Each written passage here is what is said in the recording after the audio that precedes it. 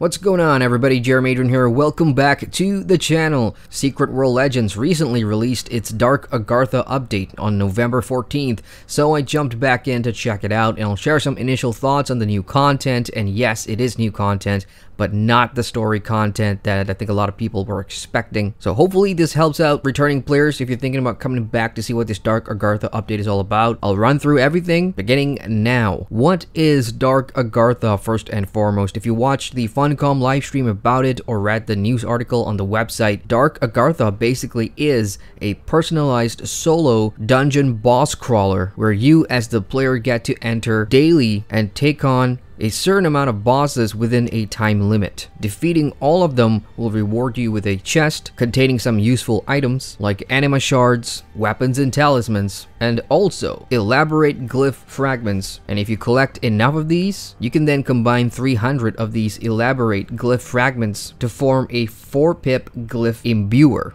Entering Dark Agartha is easy. All you gotta do is find the gatekeeper right outside the main hub and just jump down to the platform below the gatekeeper and you'll see the entrance. Heading into it, you will be prompted with a difficulty selection. And there's 5 difficulties available right now, from Elite 1, which is for fresh level 50 players, to Elite 5. And you can see the item power requirements in all of them, so you know if your gear is up to the task. Builds and skills, however, is a different matter completely. The thing about Dark Agartha is it resets daily and your first try will be free of charge. You can only complete this once a day, and once you complete it and get out, if you try to go back in, it'll tell you have to wait until the next daily reset. Within Dark Agartha itself, you have 3 lives and 17 minutes to take down the bosses. Should you die by spending all your 3 lives, that is it, it's over. And the only way to get back in is to spend AP and SP to redo it again. As for the bosses themselves, most of them are taken from the pool of Secret World Legends monsters and enemies that you've seen on the landscape before. Now the cool thing about them is their abilities change every day at the reset, so you won't fight the same boss with the same moveset, and depending on your chosen difficulty,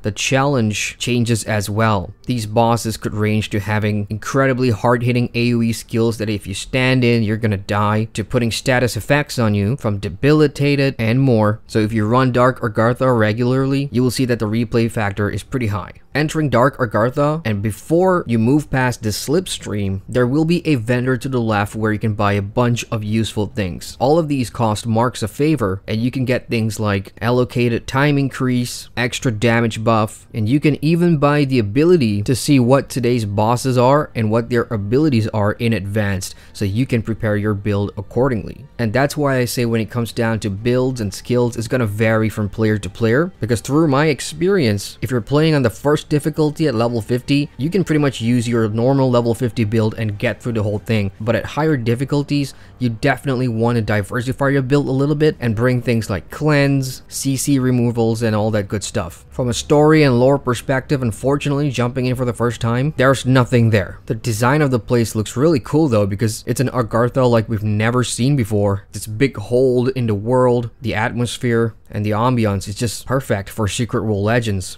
So that's an overview of Dark Agartha, and again, just to recap, you can enter and complete the challenge daily. The first run is free, and all subsequent runs will require AP and SP. The challenge is to kill all the bosses in the time limit and loot the goods at the end. So let's talk about the pros and cons, I suppose. Starting with pros, again, design aesthetically fantastic for Secret World Legends. I like seeing new places like this pop up in Agartha. Secondly, for those at the high end of the player base in terms of builds and skills, and those sitting on a ton of AP and SP, which are action points and skill points, then Dark Agartha is going to give you that new form of solo challenging content to better your gear in terms of getting all these glyph fragments, in addition to being an AP and SP sync, since you guys have pretty much maxed out everything. The fights themselves, because they change on a daily basis, can also be pretty fun because you don't know what to expect unless you buy that item from the vendor. before heading in to see what their abilities are. But I do like that sense of, oh, I gotta make sure my build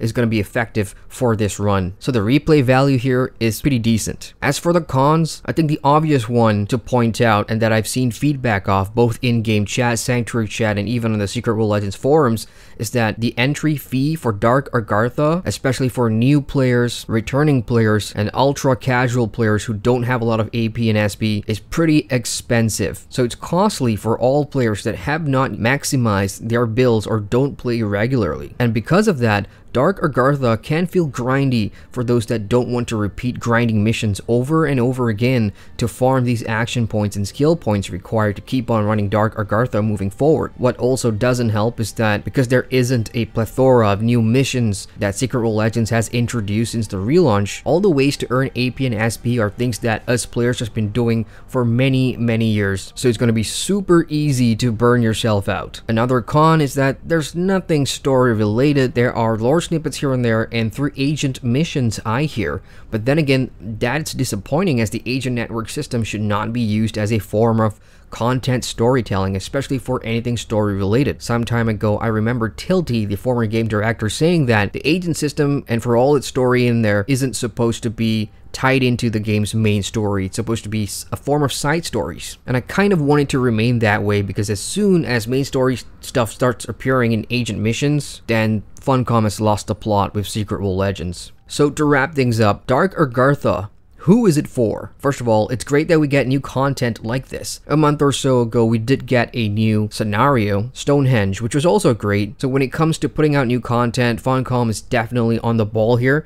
It's just the quality of the content, and more importantly, the target audience that the content's for, that's kind of worrying right now. So Dark Agartha, from my experience here, it seems to be aimed at players who play the game regularly and whose skill level and builds and the amount of AP and SP they have are all top tier, above the average casual player that Secret World Legends has. So in that regard, for returning players, this could be pretty disappointing, especially if you don't have all that AP and SP saved up. And just as a reference point, once you completed your free Dark Agartha run, and you want to go in the next day at the lowest difficulty of Elite 1 level 50, it's going to cost you 7 AP and 15 SP. So that's about 45 to 60 minutes of running missions, depending on your speed and strategy in terms of which maps you go to farm missions effectively. So final thoughts here. Hey, thumbs up for new content. That's always a good thing. Dark Agartha is going to be great, like I said, for players that are playing regularly, have all the AP and SP saved up. But for everybody else, I feel like this is going to be a one and done thing until they maximize their builds and hitting all their capstones for their APs and SPs before they start jumping in. I can't speak about the longevity of Dark Agartha, but for now, it's something to keep players at the end game occupied until we wait and hope for more dungeons, or new raid, or new story content. So for those of you that have come back to play Secret World Legends and have run through Dark Agartha, or even existing players that have been doing Dark Agartha, feel free to share your thoughts in the comments section below. What's your experience with Dark Agartha? Is it challenging for you? It was challenging for me, even on the easiest difficulty. And that's it from me. Hit the like button for more MMO videos, and if you're new here, feel free to subscribe to the channel for more MMO content. Once again, I'm Adrian, and I thank you for watching. Hey folks, welcome to the end screen. Thank you very much for watching that video. If you want to watch more, you can click on the cards at the bottom here, and feel free to subscribe to the channel with the button down there, which will give you notifications on all my latest uploads. Later, Gator.